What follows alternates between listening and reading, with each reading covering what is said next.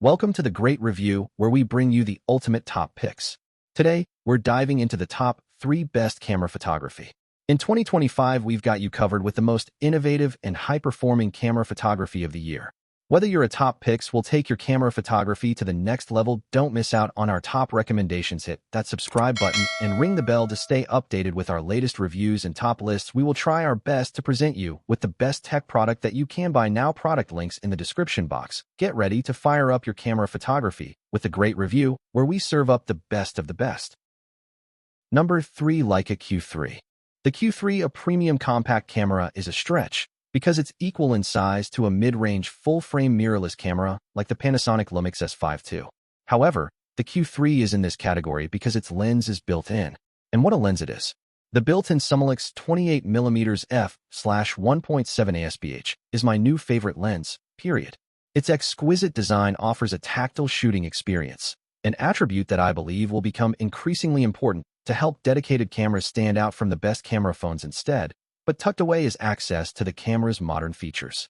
These include Leica's best autofocus yet, which reliably tracks human subjects, although its performance is still some way behind the best autofocus systems on the market. There's also a first for a Leica camera, a tilt touchscreen.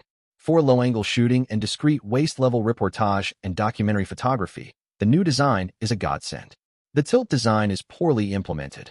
It's clunky and tricky to pull out, especially if a leather case is in place. But I don't mind that, because it's like Leica wants you to keep the screen flush in the body, only offering you the tilt if you really need it. The normal focus distance range is 30 centimeters to infinity, but if you engage the macro focusing mode, the range instead covers 17 centimeters up to 30 centimeters.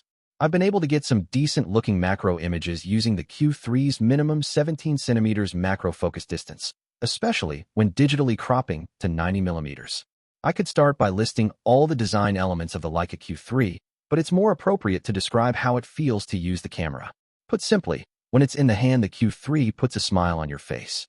It's premium in every way, with a stripped-back layout that, while modern and minimalist, offers a tactile shooting experience that feels distinctly old-school. Number 2. Nikon Z6. The Z6 is a little bit smaller and lighter than your typical SLR, and while its controls stray a bit from what Nikon has done in the past, handling is excellent.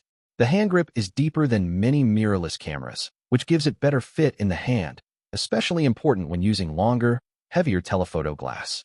2 programmable buttons are accessible on the front, positioned between the grip and lens mount.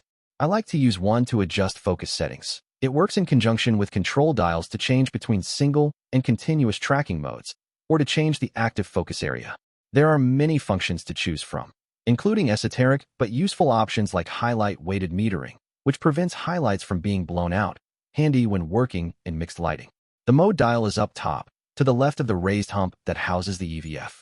The dial locks in place. You have to hold down the center post while turning it. I personally prefer post locks that can be toggled with a press, but I'd rather have a lock than no lock at all. The hot shoe is where you'd expect it, centered behind the lens mount, on top of the raised EVF. The Z6 works with all of the same speedlight flashes used by its SLR family, but the camera doesn't have a built-in flash. It does have an OLED information panel, just to the right of the EVF. It shows exposure settings, battery life, and memory card capacity in cool blue type.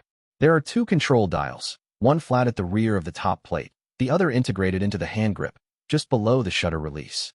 The on-off switch surrounds the shutter release and is flanked by record, ISO, and EV buttons. Number 1. Sony A6700. The A6700 is marketed as a hybrid, and I found that it broadly has the video skills to back up its stills abilities.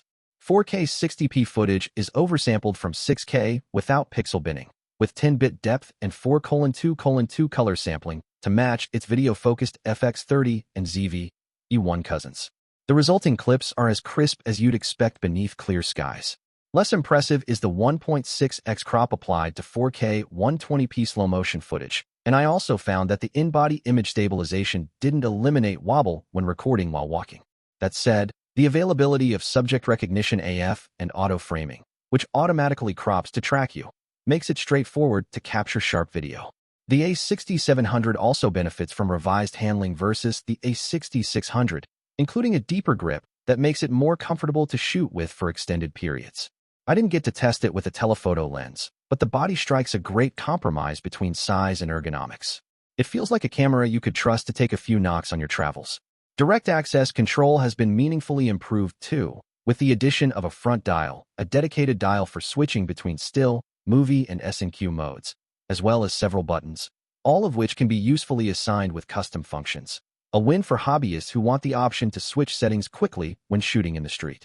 The great review, thanks for watching.